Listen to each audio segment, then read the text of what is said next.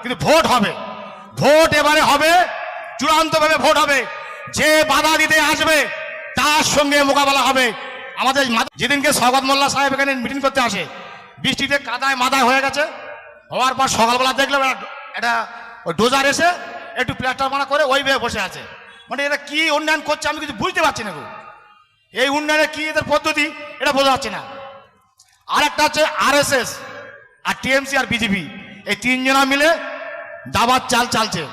প্রতিটা মানুষকে বলবো সচেতন থাকতে এবং বুদ্ধি দিয়ে মাথা ঘামিয়ে ভোট দেবে। কাকে ভোট দেবে আমরা বলবো না, যাকে ইচ্ছে তাকে ভোট দেন, কেউ বান করবে না, কিন্তু ভোট হবে।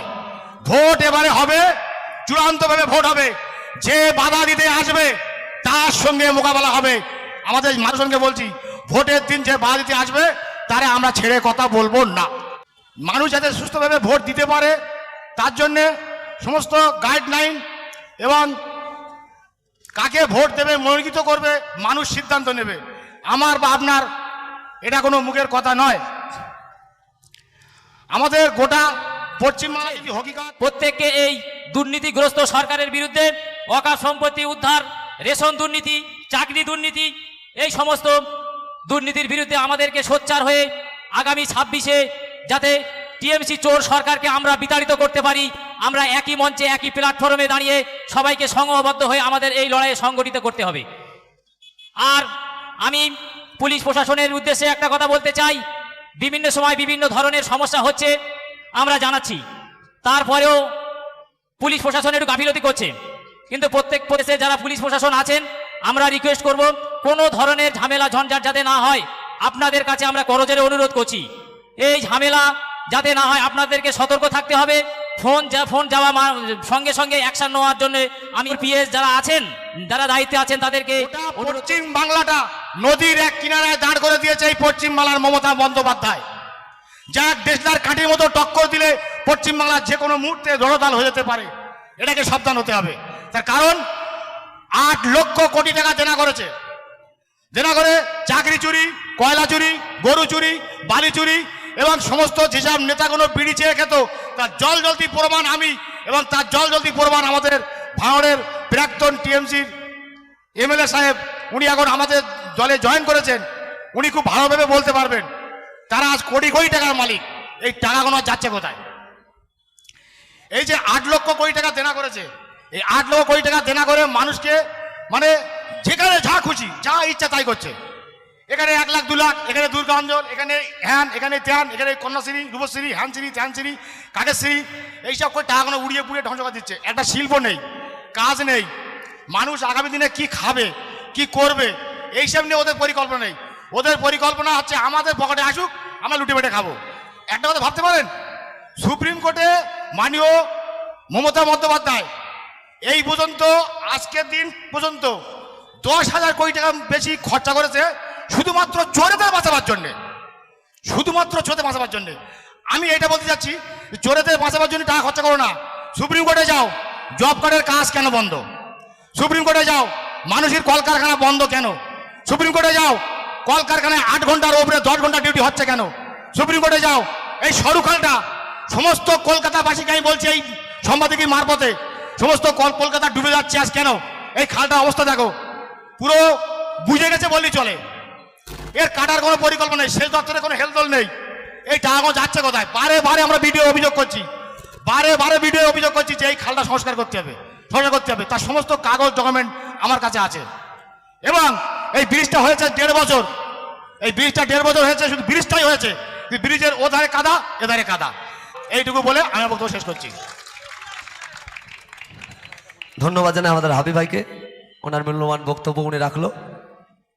এর ফলে বক্তব্য রাখছে আমাদের এই অঞ্চলের লড়াকু সৈনিক আমাদের আলমগীর ভাই।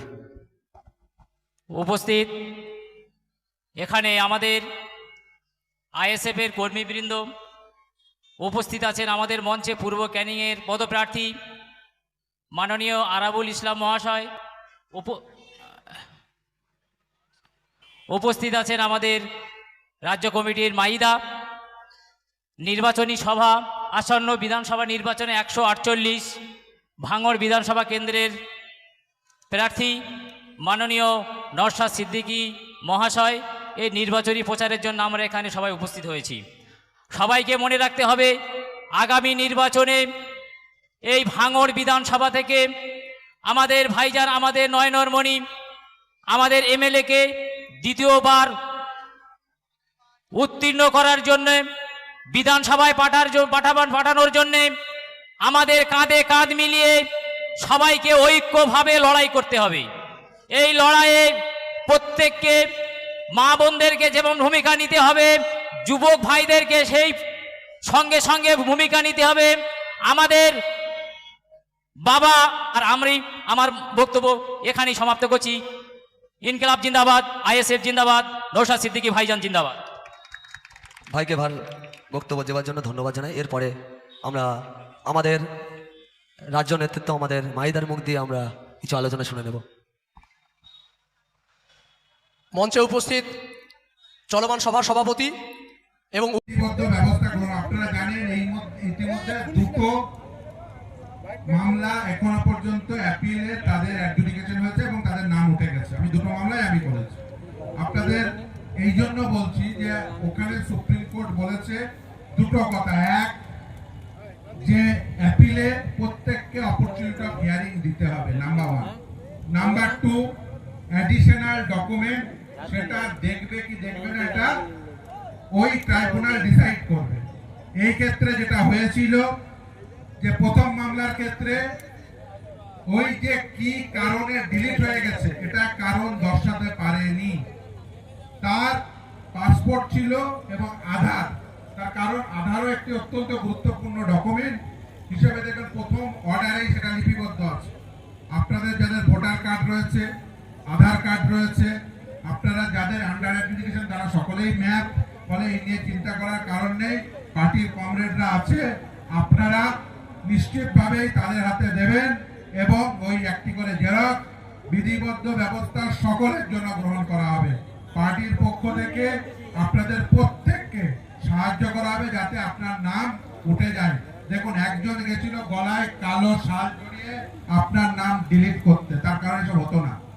এই যদি জাজ অ্যাপয়েন্টমেন্ট, দেখুন জাজেরা অত্যন্ত পরিশ্রম করে কাজ করেছে, কিন্তু একটা জিনিস বুঝবেন, দেখুন 2002 সালের লিস্টটা না, ওটা বাংলায়। ঝাড়খণ্ড থেকে জাজ এসছে, তিনি বাংলা বুঝবেন। এটা তো করেছো মশাই তুমি ওই কালো কাপড় জড়িয়ে ওইটা করতে গিয়ে। এটা যদি না করতে তাহলে তো বিডি অফিস, ডিএম অফিসের কর্মচারীরা করলে তো এটা উঠে যেত। তুমি এই কালো শাল জড়িয়ে সবার পিছনে বাঁশ তো তুমিই দিয়েছো। এই বাঁশের জন্য দায়ী কে? তুমি নিজে।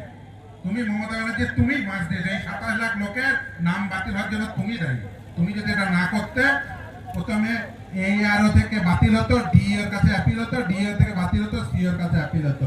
আর ওই অ্যাপিলে কি হয় আপনারা ভালো করে জানেন, ওই লাল ঝান্ডা নিয়ে যেতাম, ঝান্ডা বড় বড় ডান্ডার উপরে ঝান্ডা বানতাম, হয়ে যেত। আপনি জাজ খুঁজে পাবেন কোথায়? কিন্তু আপনি এসব করেছেন RSS এর সাথে লাইন করে। RSS এর দুটো ব্রাঞ্চ ও গোডাউন, গোডাউনের নাম কি? RSS। আর শোরুম দুটো, একটা শোরুম হচ্ছে বিজেপি আর একটা শোরুম হচ্ছে তৃণমূল। ওই মুকুল রায় বলে গেছে না, যাহাই তৃণমূল তাহাই বিজেপি। আপনি বিজেপি চালাতে তৃণমূলকে ভোট দেবেন, ওগুলো হচ্ছে প্রাক্তন তৃণমূল। ফলে ওকে ভোট দিয়ে লাভ নেই। আপনাকে যদি বিজেপি তাড়াতে হয়, এই গরু তাড়াতে হয়, এই ঘাস রাখলে চলবে না।